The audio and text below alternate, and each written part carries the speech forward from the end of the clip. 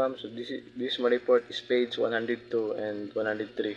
So my topic is non-emergency patients transport. It ensure that proper coordination with the SMS team and the hospital will be done prior non-emergency patients transport. So ang non-emergency patients transport is muni kini nga transportation is muni sa mga ginagamit sa mga pasyente nga di nakalakaw or kamansanan.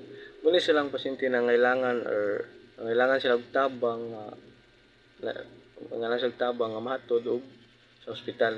So it has response to crime scene. So sulod sa isa crime scene. So ang first mo responder na ang police officer. Sila ang mag-investigate sa sa like sila mag-investigate o mag-collect to evidence. So it has response to fire alarm. It provides guidelines to BFPs and responders when responding to fire incident. So ang response to fire alarms is muni siyang signal nga for example kanang naay sunog na itabo, muni yung signal nga para ang katong BFP nga para ma-inform sila.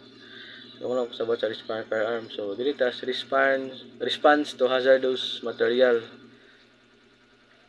So it ensures safety response of the SMS team to hazmat incident and to provide patients to the hospital. So kini ang response to hazardous materials is sabotan is muni sa mga delikado nga material or chemical or nigawa sa mga or likido sa mga delikadong muli siyang makadaot sa lawas. So dili tas response to mass casualty incident. So ang pasabot ani is muni siyang casualties, muni siyang mga coordinated nga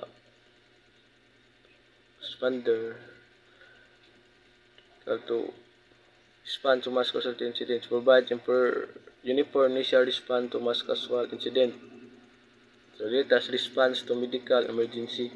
It provide hospital care to BAP personnel there depends and to the general public in case of medical emergency. So muni ang mga dali nga sila nga muni ang response medical emergency. Muni ang mga responder nga dali ra kay ma-action sa mga pasyente na nangayog tabang sila. It has response to vehicular accidents. It provide guidelines to BFP responder when responding to vehicular. So muni ang mga aksyon sa mga otoridad o mga emergency responder nga kung naay naitabo sa dalan or silang mutabang o mukul sa ambulance. So dito tas special activities standby. It provides guidelines to the system who will serve medical. So ang mga special activities medical is sila ang mag-standby. For example, na event or sport nga nitabo diya, sila ang respond kung for example injury na dira sila ang respond sa kanang nahitabo diya. Example na injury.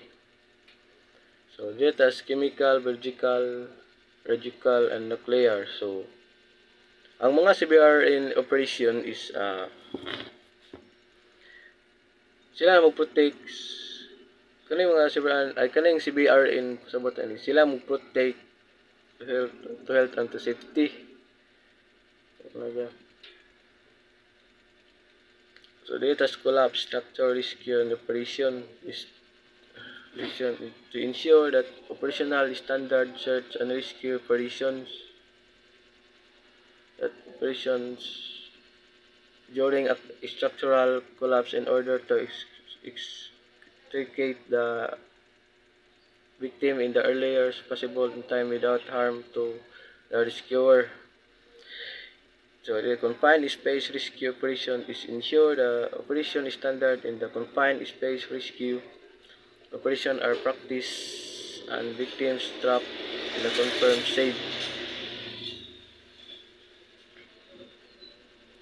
And civil disturbance management is ensure public and personnel safety when attending and assisting crowd dispersal units and PNP and AFP. So, dito as disaster response, it search and saves lives of victims, disaster and calamities.